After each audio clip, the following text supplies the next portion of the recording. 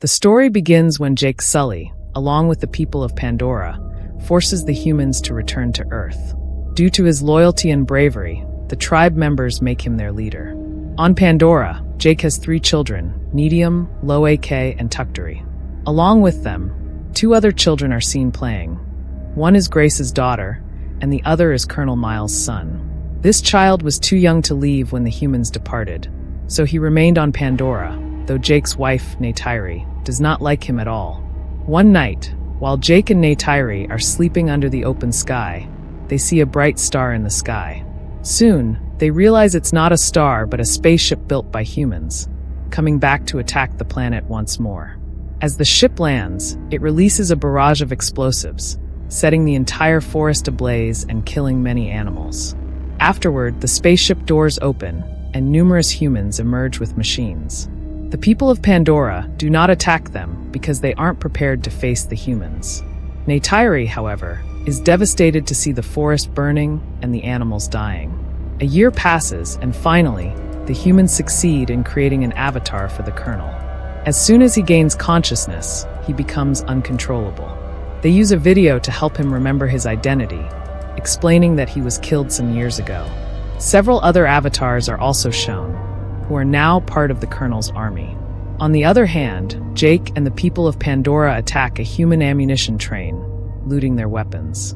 When the news reaches the Colonel, he immediately plans to kill Jake. He heads to headquarters, where he meets with a general who tells him they have prepared all kinds of machines to take over the planet. She also explains that the people of Pandora, using their birds, have been attacking human ships, causing severe damage. The Colonel then decides to go into the forest on foot to find their location. While in the forest, he comes across his own body and watches the last recorded video, remembering how he died. At the same time, Jake's children are playing nearby. Upon seeing the Colonel and his men, they immediately use a device on their neck to inform their father, who quickly tells them to get away. However, the Colonel and his team spot the children and capture them. The Colonel recognizes Jake's son because he looks just like him. When he sees the human child with them, he asks his name and realizes it's his own son. During this, Jake and Ney'tiri arrive, leading to a fierce fight. In the chaos, an explosion injures Spider badly, and the Colonel takes him back to his base while the others manage to escape. Back at the base, the General locks Spider in a machine and subjects him to intense pain to extract the location of his tribe, but he refuses to reveal anything. The Colonel, unable to bear seeing his son in pain, turns off the machine and takes Spider with him, saying he'll question him in his own way. As they leave, the General warns him that this boy isn't really his son. In a private room, the Colonel tells Spider that he is his father, using this bond to gain Spider's trust and slowly learning everything he needs to know about Jake and his tribe. Meanwhile, Jake tells Ney'tiri that they must leave their tribe and escape because the humans will soon use Spider to find them, which will endanger everyone in the tribe. Ney'tiri agrees, and they set out with their children on flying creatures, traveling a long distance until they reach an island called Cinematography Reef, home to a water-dwelling clan. The leader of the island clan soon arrives and tells Jake that they cannot stay there because they are forest dwellers, and this clan is made up of water dwellers. Jake explains that his family is in danger and that he needs their help, and with some persuasion, the leader allows them to stay. He instructs his people to teach Jake's family how to live there, although the islanders aren't happy with their presence. The next morning, Jake's daughter Kiri is being teased by the leader's son, Aonung, and his friends. Soon, Lo'ak and Ney'tiri arrive and defend Kiri, beating up Aonung. When Jake learns about the fight, he tells Lo'ak to apologize immediately to Aonung.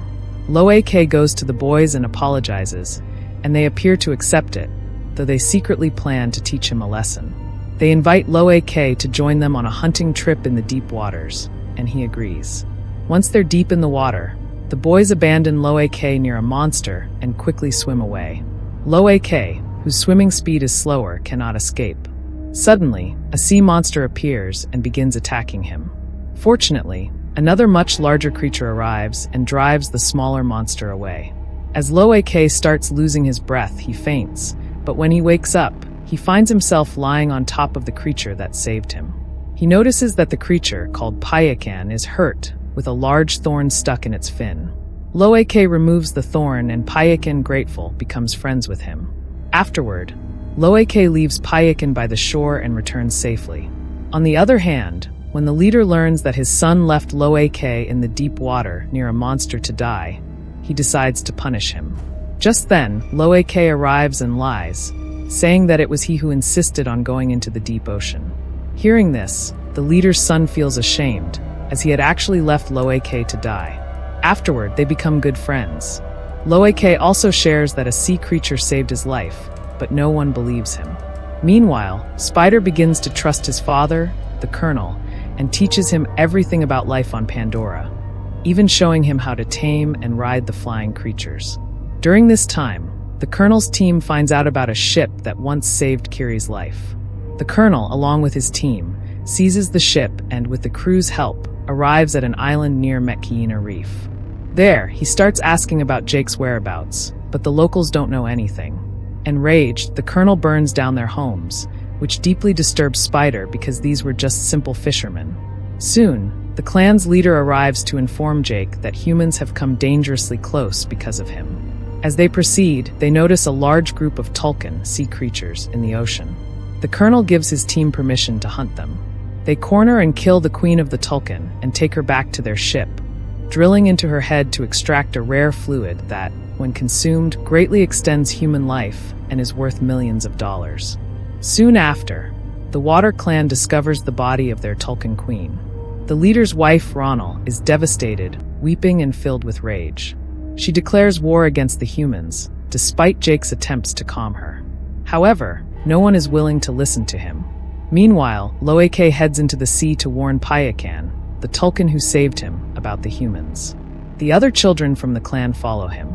Meanwhile, the Colonel prepares for another hunt, and when Loeke reaches Payakan, he notices a tracker attached to the creature, preventing it from moving. Loeke tries hard to remove it, and the other children arrive just then, while the Colonel and his team also close in. After a struggle, the kids manage to remove the tracker from Payakan, but the Colonel spots them and orders his team to capture them. The children try to hide in the water, and Payakan escapes. However, soon after, they capture the leader's daughter and Tuck using nets, and Loeke is captured while trying to free them. When the people of Pandora arrive, they find the children tied up in front of the ship as a shield, preventing them from attacking. The Colonel demands that Jake come aboard alone to save his children, and Jake agrees. Meanwhile, Payakan attacks the Colonel's ship, giving the others an opportunity to assault the Colonel's team. A fierce and intense battle ensues. The ship's captain fires a rocket to capture Payakan, but Payakan ducks his head just in time, causing the rocket to hit the ship and explode, leaving everyone in shock. At the same time, Kiri connects her spirit with a life-giving plant and destroys the Colonel's submarine, surprising the leader's son who watches from afar. Meanwhile, inside the ship, Spider breaks the controls, causing the ship to crash into a rock, filling it with water.